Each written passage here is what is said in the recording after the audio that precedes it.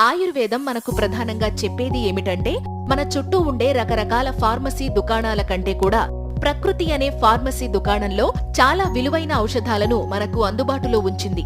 ప్రకృతిలో దొరికే ఔషధాల విషయంలో కాసింత నిర్లక్ష్యం ఉండడం సహజమే, కాని మన ఇంట్లో, మన వంటింట్లో దొరికే దివ్యౌషధాల విషయంలో కూడా నిర్లక్ష్యంగా వ్యవహరించడం తగదు. ఇంతకీ మనింట్లో దొరికే అంతటి దివ్యౌషధం ఏమిటా అనుకుంటున్నారా? అదే ఉల్లిపాయ. ఉల్లిపాయ లేకుండా మనం ఏ వంటకం చెయ్యము. అటువంటి ఉల్లిపాయలో మనకు తెలియని చాలా ఔషధ గుణాలు ఉన్నాయి. అవి క్యాన్సర్ కణాలపై మహాద్భుతంగా పనిచేస్తుంటాయి. ఫలితంగా అన్నవాహిక క్యాన్సర్లు, పెద్ద ప్రేగులో క్యాన్సర్లను కూడా నివారించే అవకాశం ఉంటుంది. మంచి కాకపోతే ప్రకృతి మనకి ఇంత మంచి మూలికను అందించేది కాదు కదా.